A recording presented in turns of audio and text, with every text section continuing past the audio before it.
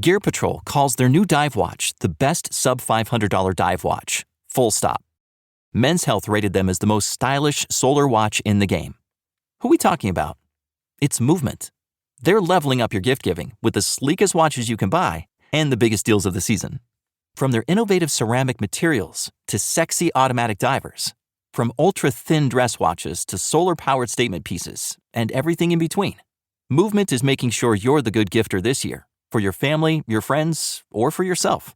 And now you can take advantage of 30 to 50% off Movement's California clean watches, jewelry, and accessories to get them a gift they'll never forget. With fast, free shipping and returns and amazing bang for your buck, Movement makes for a relaxed shopping experience. And with one-size-fits-all watches, it's an easy, elegant gifting experience too. Shop 30 to 50% off now at mvmt.com. That's mvmt.com.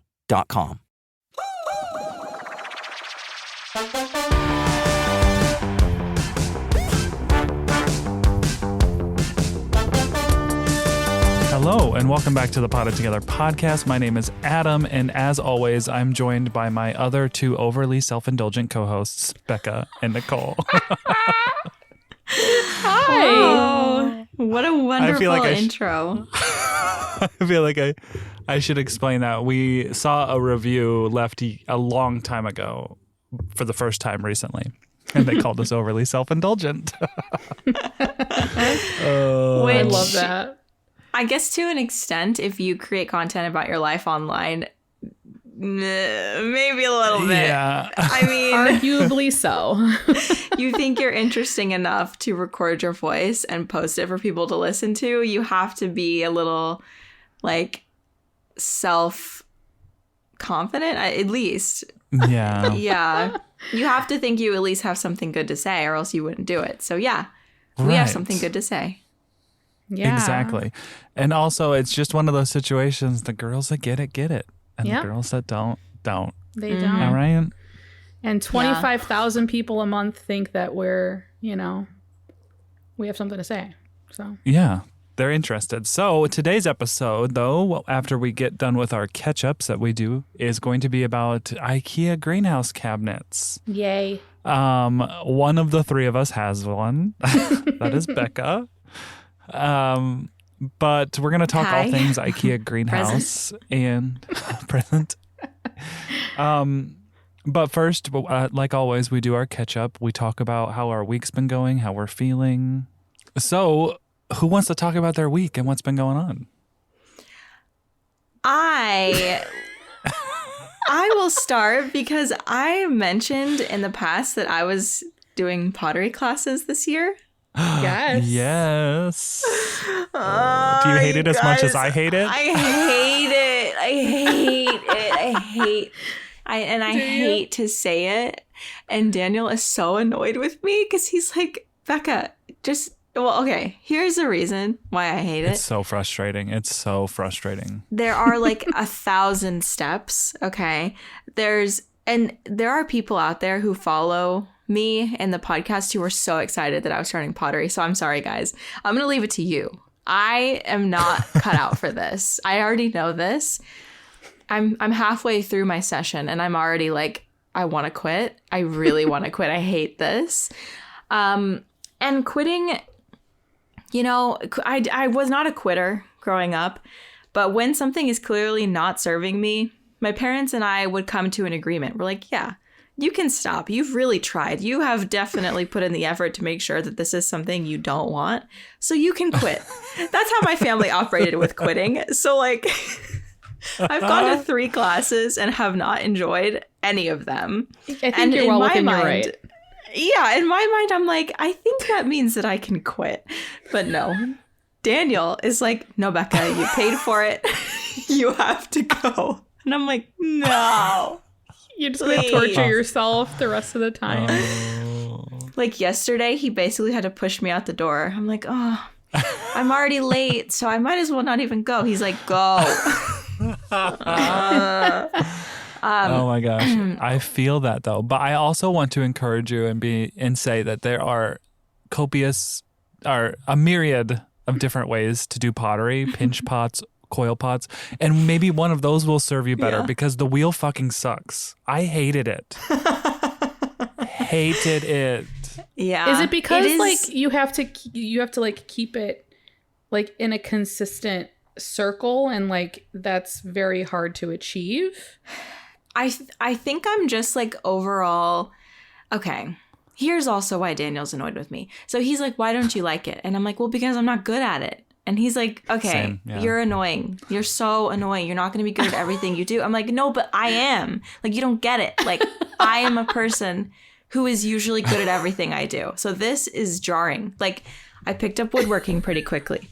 I'm not a star woodworker, but like I can build things and they look pretty good. Like, and I can sew, I can embroider, I can like, I pick up on things. I know how to knit.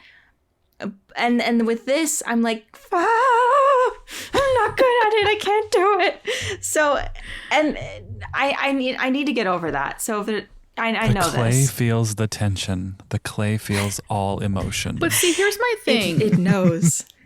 Like, why would one want to do something over and over again that they clearly know they're not good at, or that they don't enjoy fully? Yeah. I don't care. Like, I've done that with like classes before, like online photography classes that I'm just not connecting with, where I paid for them and I'm like, you know what, I give up. Like, I'm not going to do it. I know what I'm doing, and that's it. You know, I don't know. Why subject yourself to that? Right. Well, and that's how I felt about the Master Gardener course. Like, he brought that up yesterday, and I'm like, Daniel, don't even bring that up. It's not You fair. powered through that, though. You took those tests while you were here, and I witnessed it, and that was brutal. I was that committed, Nicole, and I didn't finish the course. Oh. I didn't finish it. And he knows I didn't finish it. So this is all lovingly. He's not like pissed off at me, but he's like, you didn't finish that. Like, and now you don't want to finish pottery. Like, what's up? Like, what? Why are you not finishing these things that you paid for? I think for him, it's mostly like the money. He's like, you paid for it. Yeah.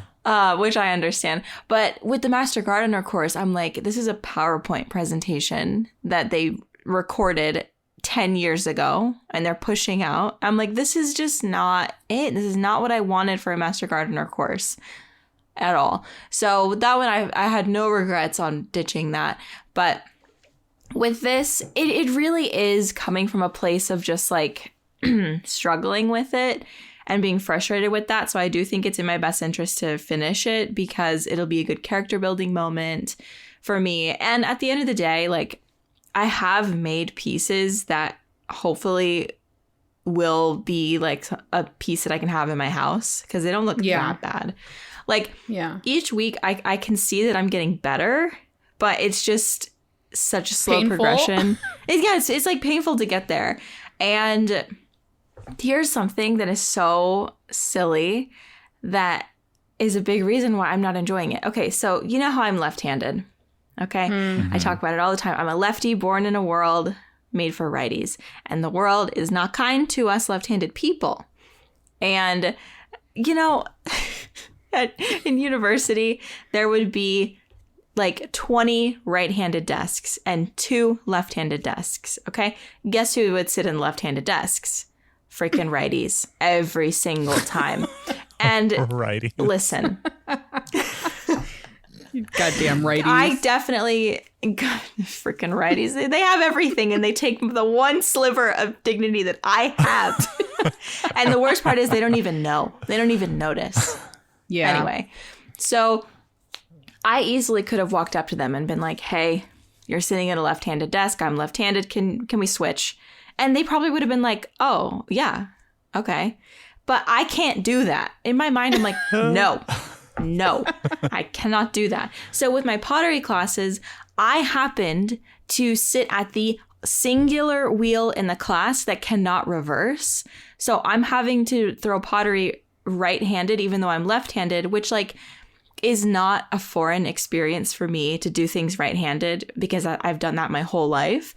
But it is like I feel an extra brain, an extra part of my brain that I'm having to activate that all the righties in the class are not having to do. Okay, everybody's doing great. Okay.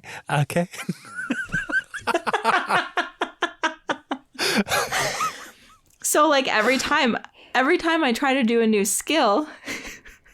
Wait, what? My internet's lagging. I think I'm missing something. No, you're not. I'm laughing at this still. Yeah. Are you guys just laughing at my storytelling? Yeah. Yeah, because you're so funny. You're funny Okay. when you tell stories. Okay. So yeah, every time we. Oh, thank okay, you. girl. Your Thank you. internet I is think I'm like 5 really seconds behind. lagging. Oh, we big can't time. do that. Something happened. There's a glitch in the matrix. Oh no. Okay, so was it possible for you to sit in one of those reversing wheels and not Well, she force couldn't- yourself to learn? She couldn't ask that. I know, but what about the other times of the class? Like, are you the kind of person that sits in the same spot every time and you feel like everyone else is too, so you didn't want to take somebody's seat? That's exactly it. But everybody's sitting in the same spot every time. So it's not like I could just show up early and take someone's seat, then I'm an asshole, you know? Yeah. But, No. and I'm also not helping myself because the instructor knows I'm left-handed. Because I was like, I don't know why this isn't working for me. And they were like, oh, well, because you're using the wrong hand. And I'm like, oh, well, I'm left-handed. And they were like, oh, okay, well, you can't do that. You need to use your right hand. And I was like, oh, okay. But, Well, Anyway. fuck off. Yeah, Yeah, see well, that thanks. the instructor should have switched your seat with someone in that sense. Like, I It don't was- understand that. See, I have a hard time blaming the instructor because I'm an adult and they offered to be like, oh, well, if you ever want to switch, mine over there. And it's just every time I get there, they're already throwing on the wheel, instructing. So Yeah. it's like, I guess people show up really early. I honestly don't know. Anyway, I'm putting myself in this position because I don't want to ask someone to switch me because everyone's all very established. So I know that this is definitely my fault. I know that, but I'm just making it more difficult for myself because also I took the night class because I thought it would bring like friendship because I was like, oh, someone's taking like the night class. They're probably young. You know, I didn't opt for the 10 a.m. because I'm like, I have enough 70-year-old friends. Like, I'm sorry. I have a lot of older friends here. Let's try to make some friends in our 20s and 30s. No one talks to each other. I'm like, oh, God. Good God, we're a bunch of Really? introverts in this class. No one probably wants to talk to you because they just hear you cussing under your breath the whole time. This motherfucking wheel, fucking righties. Fuck I'm like pottery. grumbling about right-handed people. Everybody's right-handed. You guys just don't get it.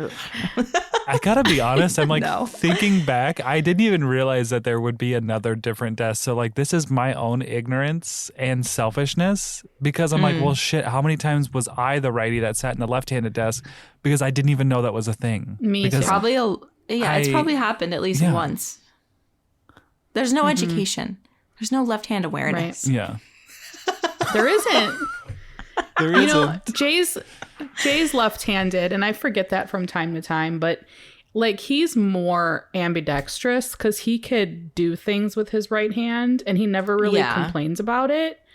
But he's definitely favors his left hand, you know? So Yeah, he suffers in silence. don't know. I just tend to be more Yeah, vocal he about does. it. I can do most things with both of my hands, but it's just, man, in these moments, I'm like, fuck, this sucks. yeah. Yeah. But no, I have been able to like throw things. And the thing that I got frustrated with yesterday was trimming because that's like a whole other skill within pottery. And you have to use like pen skills because you're holding a tool with your hand, which like obviously I can do with my right hand, but it just feels weird. It's not as natural. Yeah. So that's frustrating. And it's just hard. And it's like a whole new skill set that I'm like, ugh, it's very painful to learn this, but I'm going to keep going. I'm going to finish it. I only have 3 more weeks, you know? So Yeah, you got this. You got hopefully it. yeah, but people who are just so good at it, like our instructor just like throws like the most beautiful pot ever. And I'm like, oh, it's beautiful. I can't wait to see it fired. And then she takes the tool and like cuts it in half. I'm like, what are you doing? I would have taken that. Yeah, I'm like, can I fire that, please? So I have something. Okay, what I need you to do is stalk her and find out something she's not good at and just serve her a piece of humble pie and be There like, you go. can you build a fucking greenhouse? Yeah. Didn't think so. No, you can't. But nice little pot you got there. Cute little pot you made. Oh my God. No. Adam's pettiness is showing again. Truly. I'm like, she's really nice, very nice person. I would never do that. she's really very nice. No, she's really nice. So nice. No, I think what adds to the situation is I'm used to I'm being so annoying right now because I'm about to say as well, I'm used to being one of the better ones in all the classes that I take, which is such a fucking annoying thing to say.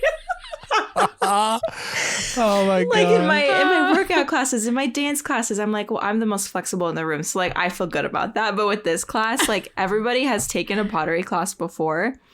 So like, they're all really good. And I'm just here like, ugh. They have a one-up on you. That should make you feel less bad. Yeah, I'm not used to being the runt of the group is what I'm saying. So it feels very weird for me. I'm an overachiever in the worst way, you know, like I will like. Yeah. Major Hermione vibes. Like, major. Yes. Yeah, absolutely. Absolutely Hermione vibes. Yeah. Movie 1, Hermione. That's me. With my hand in the fucking air. Yeah. I know the answer. Yeah. It's Leviosa. Except I'm not that. Leviosa. Yeah. I'm not mean about it. I just am quietly better than everybody else, you know? But not in pottery. I am loudly the worst in the room. Yeah. So wait, do you get to bring pottery home like at the end of the day, or are you still working on the same pot? Like, where are we at with it? I made 3 pots successfully 2 weeks ago, and they were dry enough for me to trim them. So I trimmed them, kind of. It was bad trimming, very, very bad. It went very bad. But yeah, so the next step would be to glaze them or something. We haven't gotten to that part yet, but I've made, I think, a total of like 5 things that I think would be okay. Nice. We're going to see these pots and we're going to be like, okay, Becca, you can open up your own fucking Etsy shop because these are beautiful. Watch. I bet you any money. No, I doubt that. I really doubt it. They'll be like, well, you took a pottery class. That's what they say. That's what these pots say. Aww. Which, like, that's fine. I'm proud of 3 weeks ahead of me. Because when you guys hear this, I will probably only have 1 week left of class and torture. So there you go. Torture. Yeah. Wow. Oh, Nicole, what about your week? Well, I just finished editing the episode that went up last week. And in it, I said next week I'll have the same update because I have absolutely nothing going on in my life, which is absolutely factual. Nothing happened this week at all. But I have to say, because we haven't mentioned it yet, that this week is actually the week that we're going to be in California. It wasn't last week. Yeah. It's this week. I left most of that in because it was funny. But yeah, we're going to be in California on Tuesday? Tomorrow? The 9th. The 9th is Thursday, I think that's like right? a Thursday. Okay. Yeah. So yeah, we'll be there on Thursday and hopefully we have some fun stuff planned because we don't have anything planned yet. But okay, so a couple nights ago, I watched a documentary. I've just been watching a lot of TV. It's a lot of TV the winter months for me. Okay, I catch up on a lot. Watched a documentary about Amityville Horror in New York, Long Island house, people murdered, blah, blah, blah. I'm sure everybody knows what it's about. But this documentary was so detailed. Wait. That was a real place? Yes. Oh. Yeah. I did not know that. True story. It's... Oh. Sorry. Yikes. Yeah. Yeah. It's on Long Island, New York, on Ocean Drive. And it was a family lived there back in the, 60s, I want to say. Oh, I could be wrong. But an older son pretty much killed his whole family in the house. And like, I thought that he was possessed because that's what the movie is about. The movie takes place in, I think, the 70s, where a new family moves in and they become like, they start feeling like stuff in the house, and then they end up leaving. Like less than a month living there, they leave everything there, like all their food, all their belongings. They put all their savings into the house and they just left because it was haunted, essentially, right? But the killings were actually allegedly planned by like the sister, and it went wrong because the parents were abusive. It was this whole story I saw the other night, and I knew nothing about this. So I was like shook, and it was in the forefront of my brain all night. I went to sleep and I had the worst nightmares I've ever had in my life. And I watch a lot of scary shit. Like it's, you know, scary movies for me, you know, scary movies and chill. That really shook me. I don't know why. Like I had and I can't remember the dreams, but they were just really scary. Like things flying around, like haunting dreams, you know? Anyway, if you want to watch this documentary, it's on the History Channel, I want to say. Anyway, if you want to inflict pain on yourself, if you want to know, if you want to hey, watch the documentary that scared Nicole, okay, yeah, I'm just saying, yeah, maybe don't recommend it then. Well, see, this is the thing, like, it was scary, but it was also like, oh, okay, so that's what really happened. Like, I didn't know, you know, and I think it was just because I need to. I do. I'm one of those people that like, if it's a true story, I have to research everything. Like I need to know the back details of the whole story. But like I grew up watching this movie. Like they've done remakes. Ryan Reynolds is in one of the more recent ones. And his abs. Yes. Which I did not like that remake. I was like, they could have casted anybody but him. Like what? No, I didn't like it. Anyway. Question. Yeah. Question sidestep for Adam regarding Ryan Reynolds. So have you guys ever heard of this concept of like men think women like? And then who they actually like? Okay, so Ryan Reynolds is often cited as the man that men think women like. And what it actually is like... I don't know, like a nerdy actor. I can't think of someone right now. Someone that is Paul Rudd. Yeah, like Paul Rudd. Paul Rudd is like hot.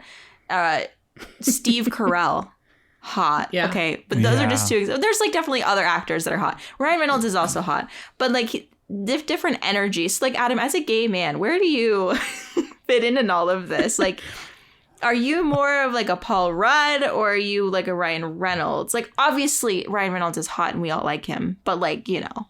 Yeah. I'm a Paul Rudd. Yeah. You're a Paul Rudd. Okay. I'm a dad bod loving, you know, if there's like muscles and abs, then I will just feel bad about myself if I'm naked next to that person. So same. Selfishly. No, I'm just kidding. But no, that's important, I love me some though. Steve Carell and Paul Rudd and the guy from Stranger Things. I can't think of his name right now. I don't watch Stranger Things. With the mustache, the cop with the mustache. Oh. Yeah. Oh, she What's just did name? the lip bite. Oh. It's the mustache. It's the mustache. David Harbour. I'm trying to think of another like hot nerdy actor. Gosh. Anyway. Conventionally attractive men kind of freak me out. Like when they're all muscly. Like watching Love Island, I'm like, ugh. These guys, like, yeah, they're attractive, but they're like meaty. And like I've never been attracted to that. You know, I haven't either. And I've had this conversation with Jay a bunch of times where I'm like, oh, the lumps, they're too much. Like I just say that they're too lumpy. And he's like, what are you talking about? Come on. Like there's a certain physique everyone's attracted to. And I was like, not this fucking chick. I don't like it. I don't. And then like he'll take like, cause he works out. So he'll take pictures and he'll be like, you know, and I'm like, you're getting way too fucking lumpy. Stop. And he's like, I can't win. Too lumpy. That's funny. Well, he does it for himself, so that's good. He's not like, I'm doing this for my girl and she's gonna love it, and then you end up being like, ugh. Yeah. Okay, I just had to quickly ask, since Ryan Reynolds was brought up. Okay, sorry, continue. Yeah. No, that's okay. So anyway, if you'd like to know the real story of the Amityville Horror, you can watch it on, I believe it's the History Channel. Lawrence Fishburne has this like documentary series, okay? And I can't remember what it's called, like Greatest Something of the Universe or something, okay? Anyway, I watched another one last night, and it was about the... I put it on not even thinking that I'm traveling this week, but it's about the Malaysia flight that just went missing. Oh my God. Okay, no. I didn't know. I have been obsessed with that flight for like years. Have you? Okay, so I didn't know half of it. Like when it happened in 2014, I was like, oh shit, that sucks. Like it just went missing. Like I'm thinking like Bermuda Triangle type shit, you know? But then I thought that they found pieces, which allegedly they did. But if you're obsessed with this case, then you're not flying anywhere. So you should watch this because it's a really good documentary, because they like label all the theories of what could have happened. And it scared the crap out of me again. And one of the theories was, I know Becca doesn't have a fear of flying, so I can talk about this, but yeah, what is it called? It's like hyper or...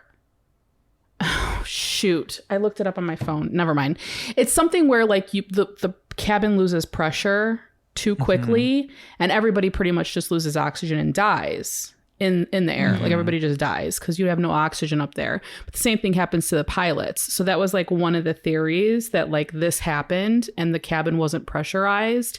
They became delusional and couldn't like stabilize the pressure in the plane, and then it just ended up in the ocean. But it was 45 minutes into this documentary where I remembered I'm taking a flight in 2 weeks and I have I have fear of flying. I'm like, why am I doing this to myself? Luckily I didn't have nightmares, but I don't know why I did that. But it was a really good documentary. So just like Google Lawrence Fishburne History Channel documentaries and it'll come up. Lawrence Fishburne. Have you ever watched any of like David Attenborough's documentaries? Because if you love documentaries, he's like the king of documentaries. I've never even heard of him. And they're happy ones. Like there's a one about hummingbirds on Amazon Prime that is like the coolest documentary ever. Ooh. He also goes into prisons in one of them. I saw the prison one because I'm like weirdly fascinated with prison. I am too. Yeah, he did a good one on like world's like scariest prisons or something. But he has so many. He's like the gem of Australia and the UK for like documentaries. Ooh. I'm shocked you haven't heard of him. Yeah. No, I haven't. Nicole, let's unpack your fear of flying because I'm curious. Is it that you're like, what part of flying freaks you out? The fact that what did you say, Adam? I said control. Yes. The fact that I am over 30,000 feet up in the air, I just don't feel like humans belong up there. Like how is this extremely heavy structure staying in the air? Like I can't wrap my head around it. I don't understand it. Yeah. So many different things can happen. And I just, I hate it. But also it's about like, I feel like I'm a little bit claustrophobic, and being on a plane is just like, there's no way out when you're up there. So like that thought can't come into my head because my claustrophobia will like go crazy, you know? Yeah. I do have claustrophobic tendency. I don't know if it's tendency. I don't know what it would be on planes. That's the only thing that freaks me out, is if I'm like in the back of the plane, I get really freaked out because I don't know why, but that's the only thing for me with flying. Otherwise, I'm okay. Yeah. Yeah. I mean, I hate turbulence. I hate all of it. But reassuringly, like I have a really close childhood friend whose husband is a pilot for United Airlines. And I mean, like you and Steve, Adam. Steve knows like everything about aviation, right? Mm-hmm. So like they're reassuring us that like, hey, these planes really do fly themselves. And there's like, I looked up statistics last night before I went to bed. Stupid woman. What the hell are you doing to yourself? Nicole? Because I do this all the Masochist. time. All like the time. 101 what not to do. Yeah, seriously. But the statistics are very, very low for plane crashes. Knock on wood. Yeah. Well, especially for like So, a routine like Chicago Yeah. to California, like it's not risky. No. There's been shit on the Yeah, news lately, though, that's you okay. guys. My mom has the news on 24/7, and I don't remember where it was, but like 2 planes, American Airlines or something, like almost collided on the runway. Did you hear about that? Yes, but that happens all the time, and they didn't collide. I know. Anyway, great documentaries. Wouldn't recommend if you are afraid of scary things or if you're flying soon and have a fear of flying. But that's what my week has basically consist of. Torture. Love Scaring that. yourself. Love Like just scaring Yeah. yourself straight up. Multiple ways. Watch the hummingbird documentary, Nicole. Okay. that. Okay. Yeah. They have Hummingbirds. tongues. It's on Netflix. Cute. I think Amazon Prime. Prime. Oh, Amazon Prime. Okay. Mm-hmm. Got it. Okay. Or can I talk about my week? Yes, please. Are you done? Mm-hmm. Well, as I said last week, I went skiing this weekend and I got to see Yes. snow. A lot of snow. Yes. Yeah, a lot of snow. It is freaking wild to me that a 3-hour drive west in the same state that I live in, that's a desert, can have tall mountains covered in snow. I know. I'm just baffled by that. Like Arizona has it all. And blizzard You know? conditions too. Like it was coming It down. was. Yeah. Yeah, we actually got stuck in the parking lot and a tractor had to come get us out because No way. and everyone was stuck because it snowed like 8 inches that day. Oh when my we were on the mountain. gosh. Yeah. Wow. Wow. It ended up being like a really fun trip, but after day 1, I was living nightmare. Oh, Maybe that's a no. little too dramatic. Why? But Steve and Lydia, who I went with, had never been skiing before. Mm-hmm. Steve had tried snowboarding, didn't love it, but I was like, skiing is so much easier than snowboarding. So I signed them up for class. We get to the mountain. It was like the busiest day they've ever had. We were in line for rentals for like 2 hours. Oh no. And their class started at 10 a.m. We got there at 9 a.m., which is when it opened. And then we waited until like 11 to get our rentals. So they missed the class start, but I had let the ski school know. I was like, look, they're in line, hoping that maybe they'd be like, oh, well, we'll move them to the front of the line because like you have a Yeah. class to be in. They didn't. So when they got their stuff, they went to the school. I went up the mountain, did a couple runs, came back down, found them, and they were like doing some drills with the skis as far as like turning and stuff. So then I went back up the mountain. I came back down and Lydia was like, I don't know where Steve is. And apparently he was inside because he just like stopped. And then she told me that their instructor for this class told them this was his second day on skis. Oh, what the And he was only supposed to be shadowing, but because of all the screw ups and how busy it was, they like made him lead the class. He Oh, literally no. didn't teach them anything. That was $110 a person, and they didn't learn squat. And so, Oh no. I would have Yeah. Karen'd the shit out of that situation. well, I think Lydia's going to because Okay. yeah. But then Steve was also sick, and he at one point like was feeling very lightheaded, and his Apple Watch like set his heart rate at like 56, which is really low. But I don't my know if God. it was like a bad reading. But anyway, so after day 1, like Steve didn't do anything. I watched him once go a little bit, and he fell, and he was like, "All right, I'm done," like giving up, kind of like pottery class vibe, you know, like I don't want to do this anymore. Yeah. He probably had better reasons to quit and- than I did. And Lydia was going down the pony hill, and she was doing fine, but falling, you know, just like normal, like somebody learning to ski.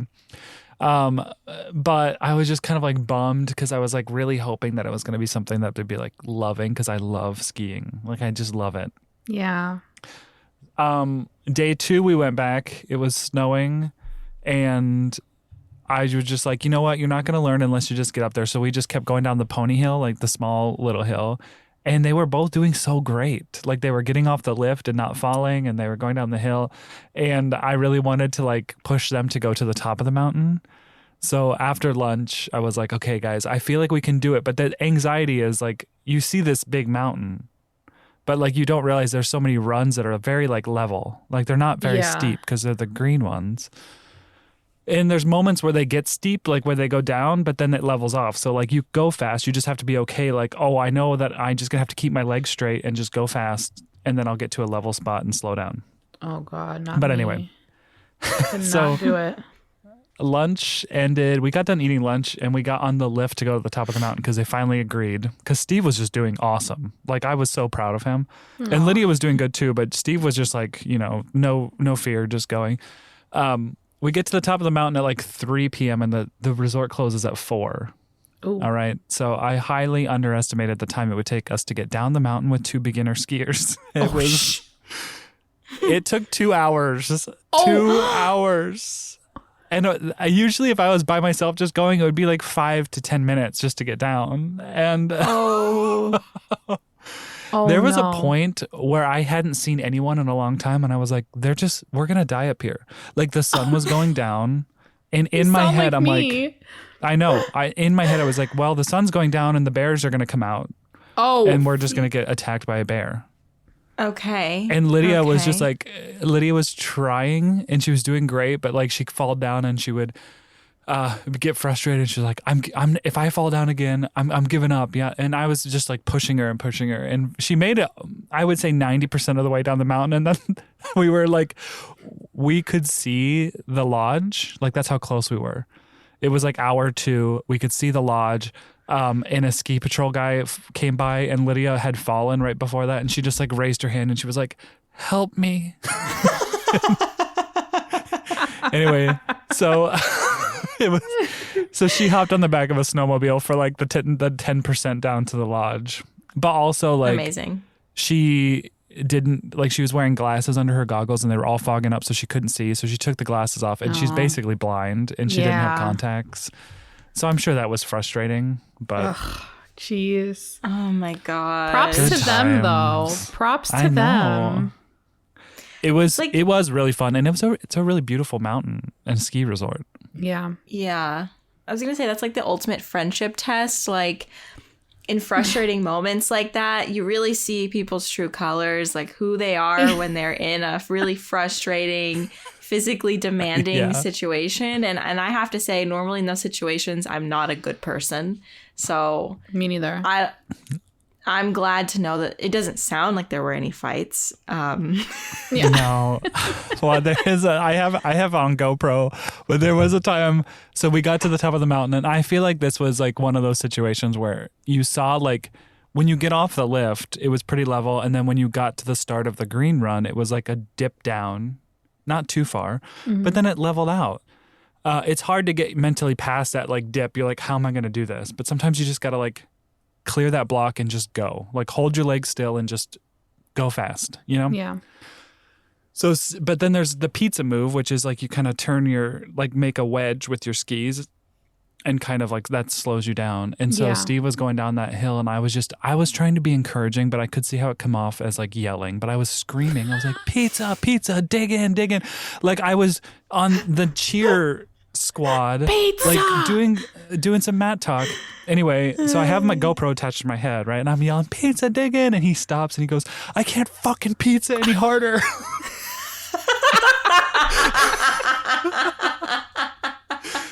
And if you know Steve, this is a man of patience. Like I really have to push him until he snaps. And he very rarely does. But I was like, hey now, don't talk to me like that. I was just trying to encourage you, but it was fine. I cannot picture him. So funny. I can't picture him getting like even the least bit frustrated. I should frustrated. send you this GoPro clip. I would love to see it. That's Absolutely. hilarious. Those like funny, hilarious, like those moments when you and in your relationship conversation, one of you snaps. Like it is so funny to look back at. It's just so ridiculous in hindsight, but you're just so pissed off. Oh, bro, there's so many times where I'm like editing our travel vlogs and I just like completely skip past an entire clip because I know that like I irrationally got angry and I'm like, no, I don't even want to watch that. Because if I'm stressed or like if I don't know what I'm doing and someone's not being decisive, I get really snippy.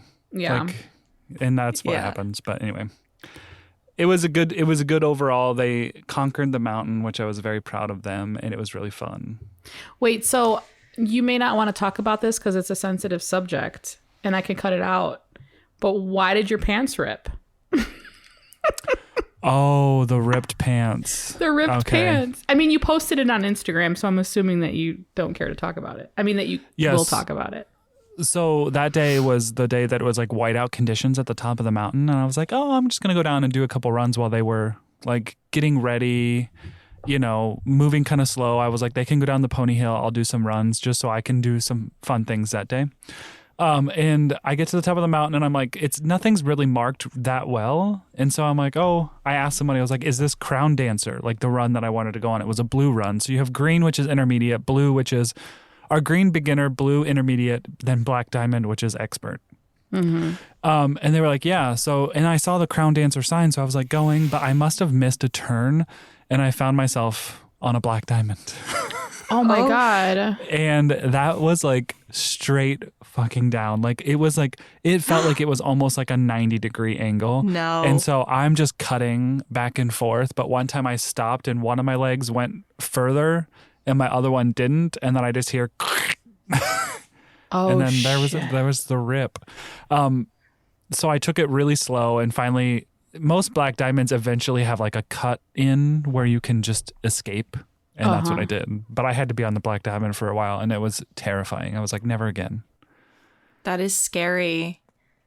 I would have died up there. They would have had to come airlift me out. Yeah. You know what I find? There is a flaw in men's clothing, specifically in the crotch, because I cannot tell you, I have seen like every wedding I've ever been to, my own included. Daniel ripped his pants at our wedding. You ripped your pants. Yeah. It wasn't that noticeable, but like men's pants rip on the crotch all the time or on the butt. There has to be a structural issue with the way that men's pants are made because this happens so often. I've never ripped a pair of pants in my life unless the fabric was fraying. You're right, though. This has happened at multiple weddings. It has. Have you seen that? There's this video clip. I think someone put it on Snapchat, but it's not anybody I know, but it's a guy dancing at a wedding against the wall and he like goes down and then spreads his legs like he's going to do a move and his pants rip and he's not wearing underwear and it's just flop. No. The berries flop out of the basket. That is terrifying. Oh God. But you're right. I think there's a structural issue. Yeah, there has to be. Yeah. I don't know. Like, because it's kind of hard to... You can't predict. No. Well, it's the same with like women's clothing. You can't predict the size of someone's butt. But I guess maybe with men, there's butt and like external genitals. So it's like the more elements to think about. Like, I don't know. Just as someone who sews, I'm like, what is the issue with the structural integrity of men's pants at the seam, at the crotch? Like, why are they always ripping? Yeah, that's true. You know what? I wonder if anyone else... I need to see. Yeah, I need some investigative journalism here. Hold on. I'll just continue telling about my quick little story though. So we stayed in a cabin, which was beautiful, Airbnb, which was really pretty. But I gotta say, the host was a tad bit annoying. Oh. It was a situation where I booked it and they approved, and then they sent me this long message about the house rules, and they're like, please respond back to this message that you agree, which I was like, that's the first time that's ever happened. Because usually when you book things, you agree that you've read the rules. That happened with us when I booked our Airbnb. I had to like send all of our information and no, it was pretty detailed.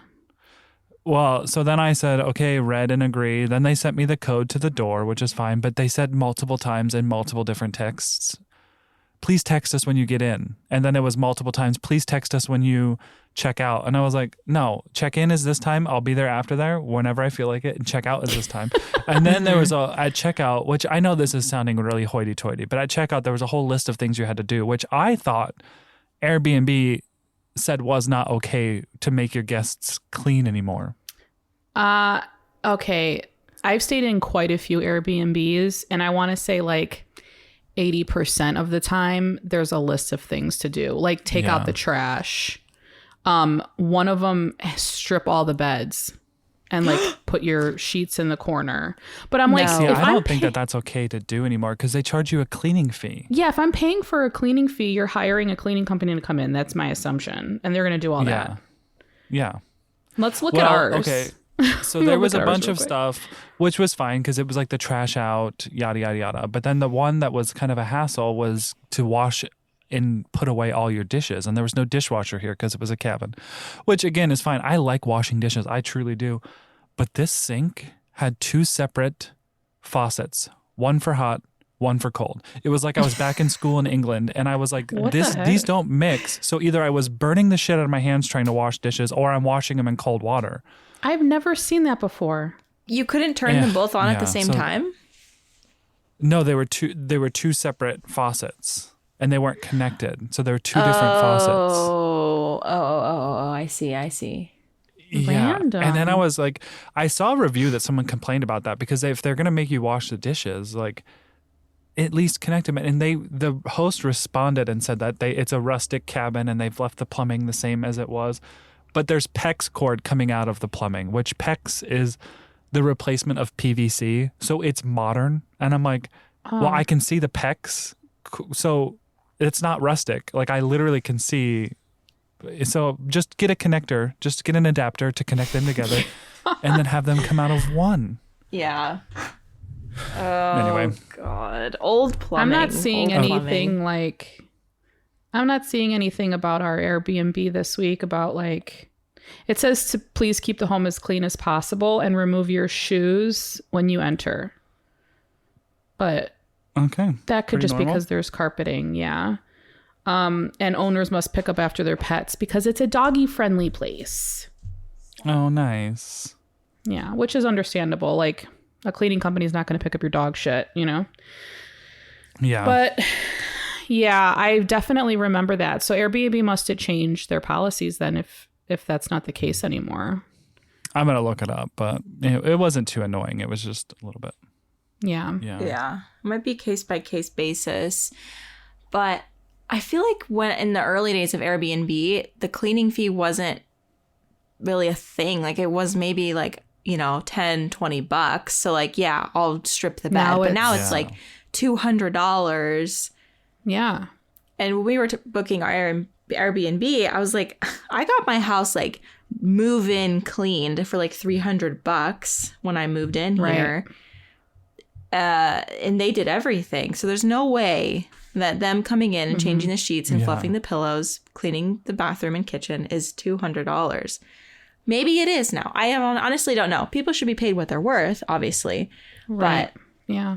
Are people really making the house that dirty? Well, one of the houses we found was within our budget when we were looking. And then remember you found it, Becca, and we went to go check out and it was like $380 for cleaning or something like that. I was like, wait, what? That's crazy. Like an extra night. Yeah. Yeah. Did you, real quick, did you find anything out about the crotchal area of men's jeans? Oh, yeah. Yes. Well, I found a Reddit thread and it's pretty much what I thought. So this is from a tailor. And it says that's just where all the stress points are anchored. So like that X on your pant crotch, like women's jeans have it too. I'm a tailor and have to repair this area a lot. If you can, try finding jeans with a gusset, a diamond-shaped piece of fabric sewn into the crotch. It helps distribute the stress points over a bigger area. Okay. Which, that makes sense. I need a big area. Good to know. I got a just kidding. Big old area. Need a big diamond. 3 carats. Right. Well, we're 51 minutes in. Yeah. That ketchup We've been went really bad lately. very long. Yeah. I know. Listen, you guys, if you're listening and you're not here for the ketchups, maybe you shouldn't be here. No, I'm just kidding. I'm just kidding. I wonder if we should start putting in the description like the timestamps. Did we talk about that? We did, and we agreed that that's not necessary because Okay. it's The girls just who not. know. Yeah, the girls who know. We could just put the end of the ketchup. Like, ketchup ends here. I don't know. Well, let's talk about IKEA greenhouse cabinets. Yeah, IKEA greenhouse cabinet. What questions do you have for me? Well, let me tell the story. So, my IKEA greenhouse cabinet is... Wait, who's interviewing who here? Okay. Let me tell a story. Okay, go ahead. What questions do you have? Because you guys are in the market, no, right? That's the whole reason why we're doing this. You guys are shopping. Nicole is shopping. Oh, we're shopping. Okay, so give me... first, I do want to know the history of your IKEA greenhouse cabinet, but then after that, give me like the basics of what the bare bones minimum that you should have if you purchase one of these cabinets to have plants in. Yeah. Okay, so I got mine probably early 2021 because it was shortly after I went full-time with De La Plants. It was like the first video that I made as a full-time content creator. So like a few days after I quit my job, I was like, I'm going to go to IKEA and I'm going to get a greenhouse cabinet during the day. And I drove to St. Louis, and one of my friends from St. Louis told me that it was in stock, and I was like, this is the day for me. So I went up and grabbed it, and it was me and one other lady, and we were both, there was like, I think 2 left, and we were each grabbing one, and we were kind of like looking at each other like, Anyway, so yeah, set it up, and it's been really great. I've loved having it. I will say that I thought like having this cabinet would solve all of my plant issues, like my harder to keep plants. I thought it would solve like every issue. It doesn't. The divas? It's definitely not a Band-Aid situation. You have to maintain it. There's definitely some work you have to do to create that perfect environment. And even then, you know, sometimes the plants just are not going to look great. So just as a forewarning, like just because you have one doesn't mean that your plants are instantly going to have a 180 and look like phenomenal, which is something that I thought would happen. Because I'm like, oh, yeah, it's an enclosed cabinet. Like this is going to be perfect. It's going to be 90% humidity all the time. No, it is not. So to get yourself started, you really don't need much besides lights and fans. That's it. Like bare minimum, because you already spent a lot of money on the cabinet. I don't know how much they're retailing for. Maybe $250, $300 now. I don't remember. But they've definitely raised the price since they started getting used for this purpose, I think. I don't know. The demand is much higher, so that would only make sense. But so the grow lights that Adam and Nicole both have is what I have in there. And I would almost venture to say they're a bit too strong for that small of a space, because I have dealt with a lot of like chlorotic growth. So I am considering putting different grow lights in there. I really want to put mother grow lights in there, but I want them to match my IKEA greenhouse, and they don't have white. So I'm sad about that. But if mother ever came out with white body lights, I would definitely buy them. But anyway, so was $300. Okay, it's $300. Man, I think it was maybe $250-ish when I got it. Yeah. Maybe $270, $280. I have a quick question for you before you go on, just because it's going to leave my head. But the humidity, like the expectation of the humidity, that's because it's a cabinet with gaps, right? Like nothing's sealed in like tightly. Yeah. And so another thing, like this isn't a step up from the bare bones, but it would be to add weather stripping to it. Okay. So it's like weather stripping that you would buy for your windows. It's not like, it's nothing too crazy. You can get it at the hardware store. And so I did that, and it definitely helps. And it's something that you're probably going to have to replace every couple of years, because my weather stripping needs some help at this point. but it definitely helps. And like the humidity in there is at least 10 to 20% higher than the ambient humidity in my house, just regularly, without me doing anything. Okay. But the humidity in my home is really low in the winter. Obviously, it's like sometimes as low as 15% because we have our wood stove. So, you know, then that only makes the greenhouse like 30% humidity. So in the past, and what I've seen other people do is install like a fogger or some sort of like fountain or water feature in there to have just water moving, and that helps the humidity as well. What I did in the past was I had a little diffuser and I threw that in there, and that really helps, but at the same time it just makes it really humid really fast, and then it's very foggy in there, you know. So I personally have had a hard time finding a solution to keep that humidity around 80%, because that would be ideal. 70 to 80% is the most ideal for what I think with what I'm growing in there, which is anthurium primarily. So yeah, I'm trying to figure that out. And also, like, when you add in things like that, it's taking up shelf space, which is really valuable in the greenhouse cabinet. But the reason for the fans is really like the only non-negotiable that I'm going to say, because if you don't have fans going in your greenhouse, it's just stagnant air. And that is just like a breeding ground for bacteria. And I experienced that with my plastic greenhouse I had at my old house. And I would get bacterial spots on my anthurium. And people told me to install a fan, but I just never did. And I've had this closed cabinet for a couple of years, and I've never had bacterial spots on my plants because I have a fan on the top and a fan on the bottom. So I have two fans because the shelf kind of cuts off circulation. So you need to have two for both halves. What kind of fans are they? They're just like small clip-on? They're just like desk fans. Yeah. Like little tiny ones, Like computer fans or? No, it's kind of like not a computer fan. It's like a fan that you would just like have next to your, like a little one, like next to your bedside table, or like a on your desk. I don't know how to explain it. It's the size of like a clip-on.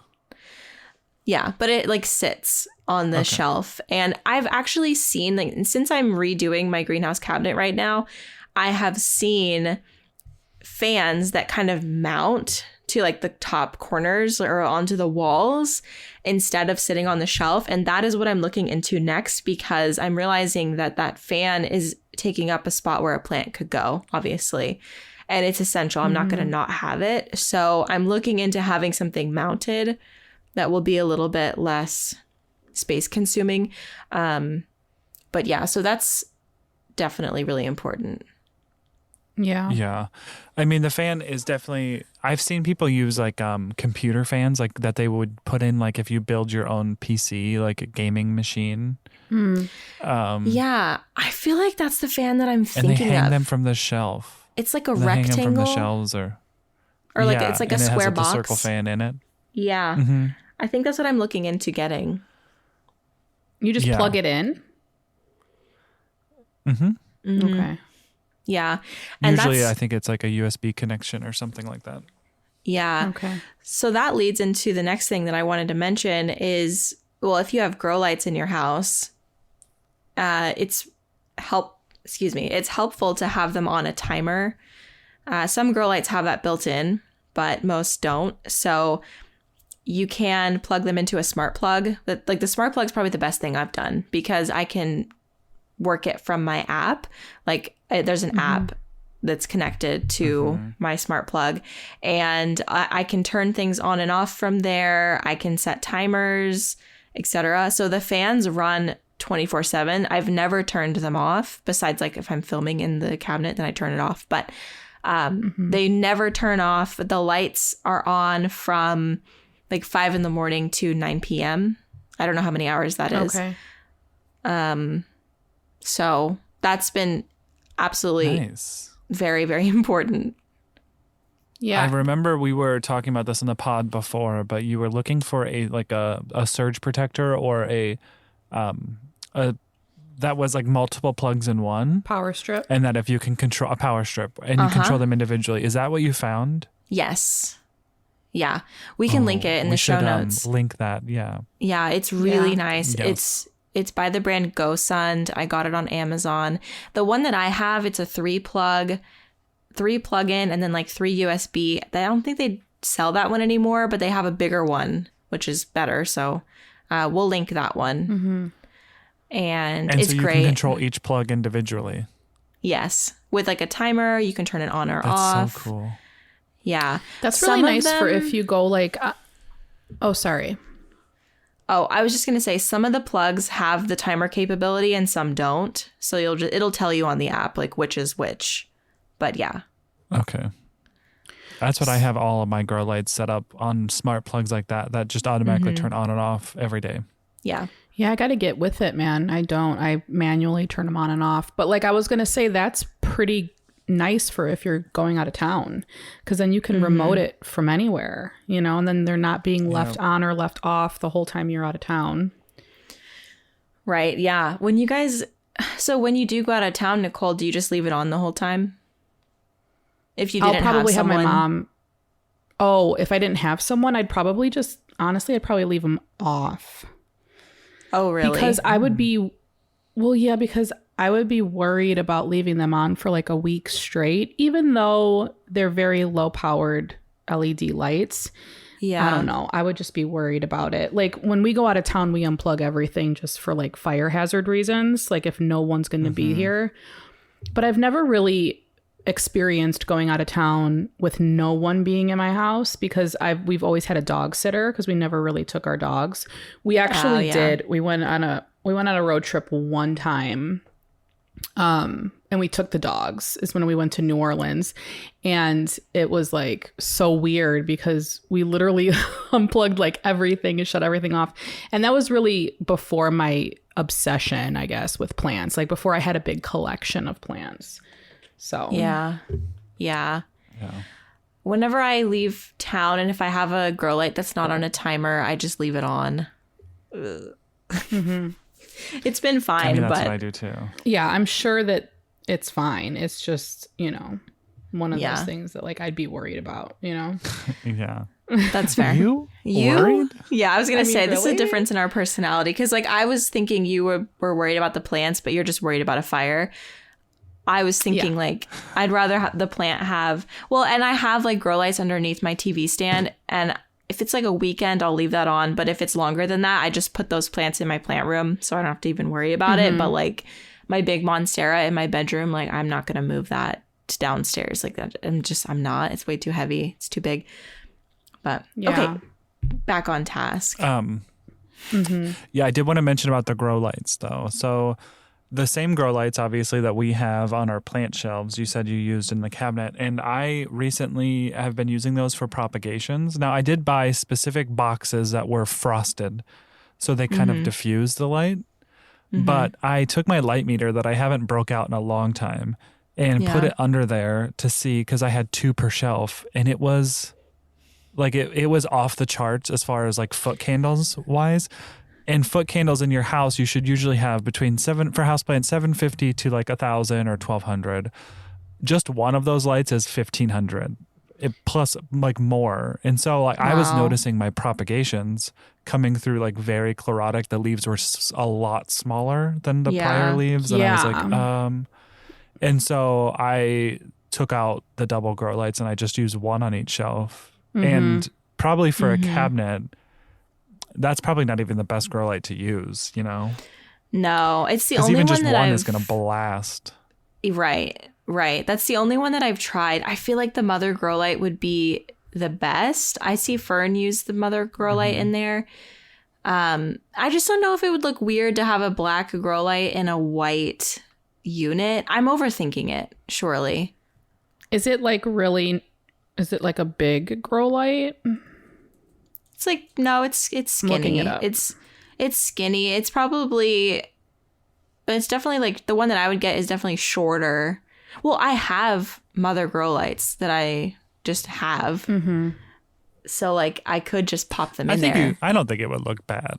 I really don't. But you could also spray paint it. Like you could tape off the areas and just spray paint it white if you really wanted it to match. Oh, that's true. I'm looking at them now. They're pretty slim.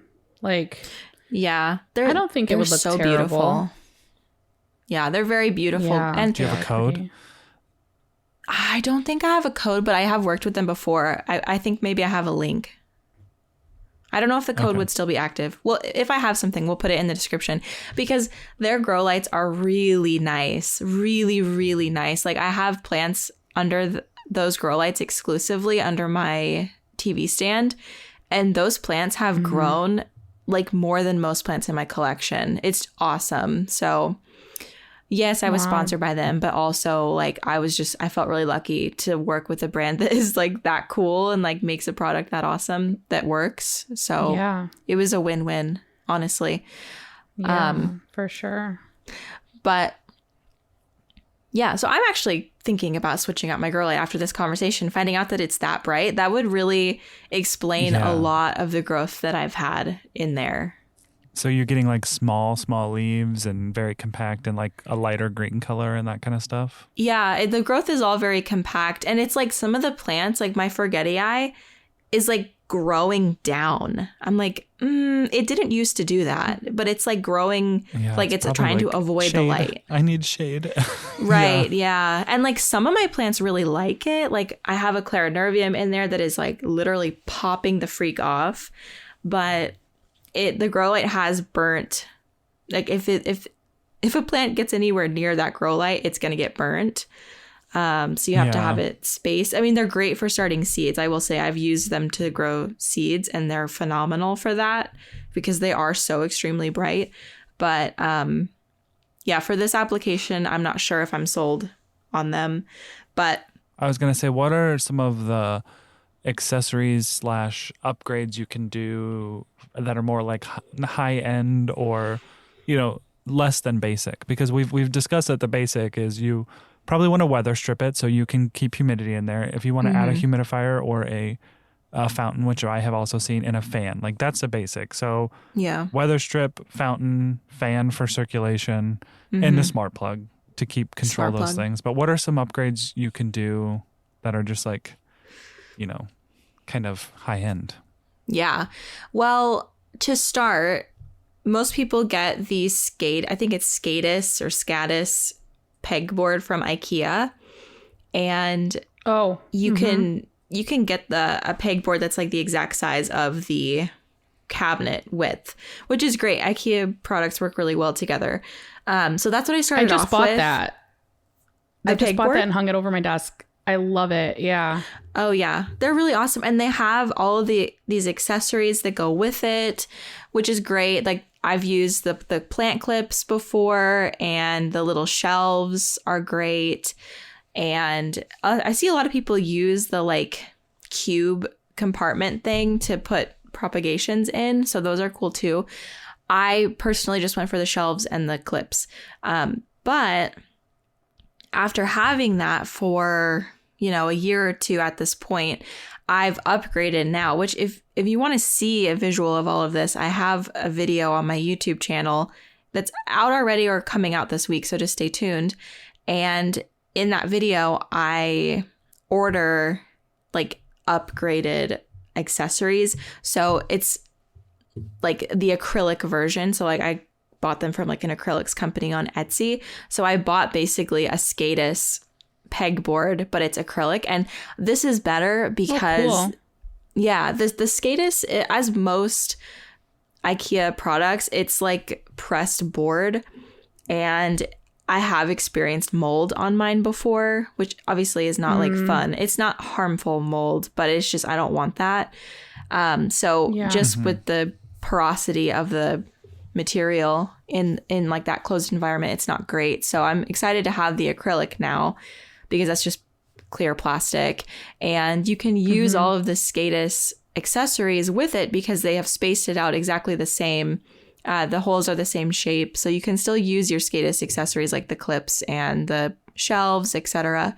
But there's a ton of companies on Etsy and probably elsewhere, but I just went to Etsy, who have made like acrylic versions of products that IKEA sells. I'm looking at it right now, and there's so much.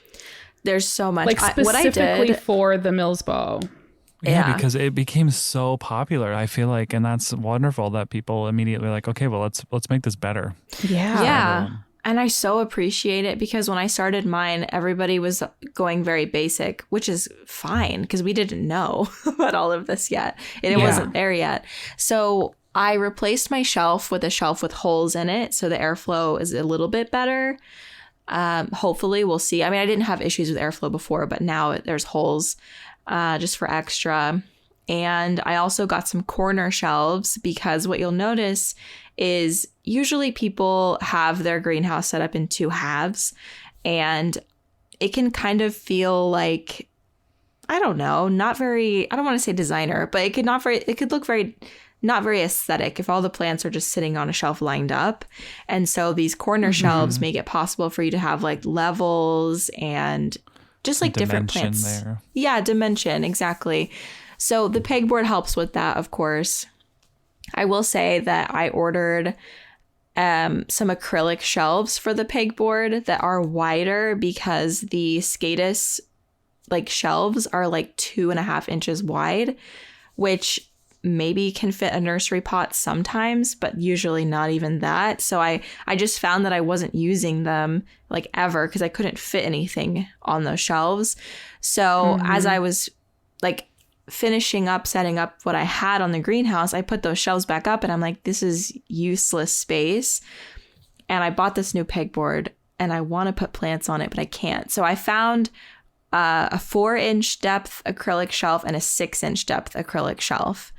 And I haven't received them yet, but in the video you'll see me put those up. I haven't received them yet, so I can't really say if they're like awesome or not, but I hope that they are, because I just needed a little bit of extra width on those shelves to actually use them. So yeah, even if you order from Modern Aqua Shop. Oh yeah, Modern Aqua Shop. I ordered the shelves that I was just talking about from them, the acrylic 4 and 6-inch shelves. And then I ordered from Ultimate Acrylics my shelf, pegboard, and corner shelves. They're also reasonably priced. Like this stuff is not expensive. Yeah, it's really not that bad. I mean, if you're buying it at the same time that you're buying the IKEA greenhouse, like the Mills bow, it might feel like a lot. But since it was spaced out for me, it was like maybe a $300 investment to making it better. So now I'm like $600 deep, but it's been over time, and like I'm making it better. So one of my big fears about an IKEA greenhouse cabinet, because I have wanted one, because there are places in my house where I don't have plants that would be nice to have plants in, and that obviously would help. But one of my fears is if I put a plant in there that's maybe like a humidity hoe, a little diva, and it gets big and I need to take it out of there, it's like, well, you've kind of just set that up for failure, because it's used to this in life, in this perfect environment, and then you're just ripping it out of there and putting it somewhere. And most of the things I have are Hoya, so it would be differently Hoya that go in there. Have you ever noticed that with your plants, or have you taken anything out of there that's been in there and had to have it adjust? Yeah, I have several plants that I've taken out of there, and they've been totally fine. Like, for example, it's not Hoya, but for number one, well, yeah, I did have a Hoya in there, and I took it out, and it didn't even seem like it was affected, honestly. Also, it had flat mites, though, so I don't know. But that's not the best like test subject. Sorry. But with philodendron, I had my philodendron splendid in there for a really long time, and it outgrew the cabinet very fast. So I ended up moving it out. And I think just because the plant was more established, it was fine. It really didn't have any, like, I didn't lose leaves. The growth slowed for sure, but I put it on a plank and now it's growing like crazy, you know, so it's just different. It's just growing differently. And then another one is my Albosingonium. I regrew it in the cabinet. So the greenhouse cabinet's a great place to rehab plants. That plant lived in there for like 3 or 4 months, and I took it out and it had zero effect on it. Like, it was happy to have the humidity and the light, but when I took it out, it was like, cool, anyway, let's keep growing. So I think it depends on the plant for sure. Like, if I've had several anthurium that I've taken out, most of them have been fine, but some of them were not. So it just depends. I don't feel like, do you have any other questions about the greenhouse, Nicole?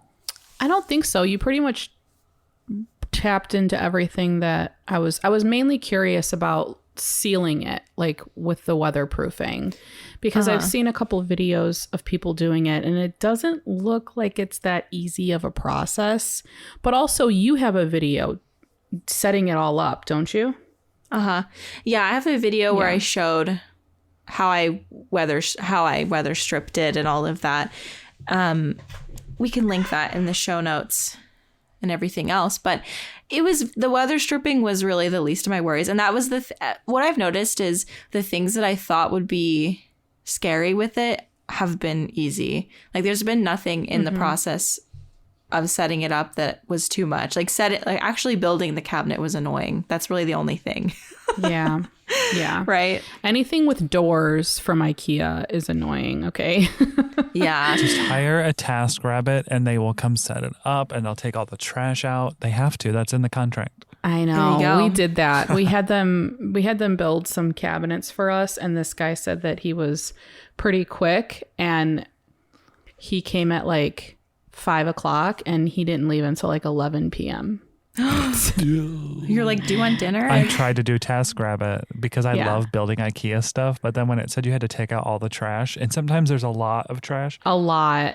And what are you supposed to do with it? No, thank you.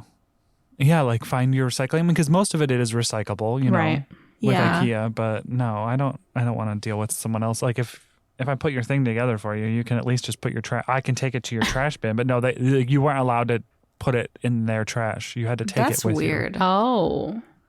Yeah. I don't think he did that either. I can see how that can be advantageous if you live in like New York City, but like other than that. Yeah. Because like as the person hiring, you're like, yeah, let's get you to get rid of this trash. But as a TaskRabbit, it's like you'd have to hope you have a dumpster hookup. A dumpster hookup. Awesome. I got the hookup. No, but actually the Millsbo doors are like a pin door. So you just like, there's a pin on the bottom, I think, and then you just slide it into the hole, and then a pin at the top, and you just slide it down in. So there's no like hinges or anything. Okay. That's easier. Yeah. Yeah. It's very, I did it by myself. It's very easy to put together. But no, the weather stripping, you just have to get the right thickness. And I think I went over that pretty thoroughly in my video. So just watch the video and see what the thickness is, because you don't want it to be too thick where the doors don't shut, but you want it to be tight. Yeah, well, I'm excited to see your updated video. And you said by the time this comes out, it'll be out, right? Yeah, it should be. Or like this Friday. I don't know if it's going to be Tuesday or Friday upload at that point, but yeah. Did you do before and after shots like a home improvement show? I'm going to probably pull footage from old videos to get the before shots, because I know that I've done like a pan of it like so many times, but I forgot. I'm like, Oh, dang. I wasn't thinking about the before and after. No, that's okay. Gotta get all HGTV on them, Becky. Yeah. I do have like probably millions of minutes of footage, so I can pull from something. Surely. Well, this is your PSA to make sure that you're following Becca de la Plants over on YouTube, so you can hit the notification so you get notified when she posts it. Heck yes. Yeah. Thank you. Okay, well, extra long catch up, a longer episode today because we did want to get into the topic. But if you guys enjoyed this, please remember to leave us a review. That helps get our podcast out to other people. Also share it with a friend, maybe someone you know that's looking to get into a greenhouse cabinet. But yeah, just reviewing really helps us. So we appreciate you guys being here and listening. We also have a Patreon that also supports us on the pod. So head over to Patreon if you want to get some extra content, some extra chatty content. You can find that there. And individually, you can find us on Instagram Instagram and YouTube. My name on Instagram and YouTube is Not Dude. Becca is De La Plants on Instagram and Becca De La Plants on YouTube. And Nicole is My Clean Leaves on both as well. So, and also you can follow our podcast on Instagram at Potted Together. And tag us in your IKEA greenhouse cabinets because we want to see your setups. We want to know what the accessories are that you absolutely love. So either tell us on the post today or tag us in stories and we'll repost it. But we want to see it. So we want to see it all. I might have a juicy reel of some thirst footage of my greenhouse cabinet on the Instagram today. Yeah. My thirst trap. You can see all my chlorotic plants running from my grow lights. Help me. Yeah, like, please, I'm so hot. I'm so hungry. Oh, man. All right, friends. Well, thank you for joining us for this longer episode, and we will talk to you next week. Bye.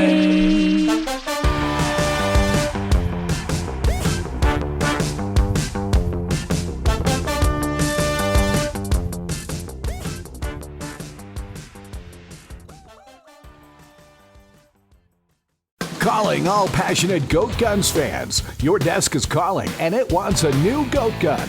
We're thrilled to announce the release of a new model and attachments. Start or grow your collection with the finest miniature die-cast products on the market. Explore our website now to see the latest releases and treat yourself or a friend. Don't wait, these models won't be available forever. Get yours at goatguns.com.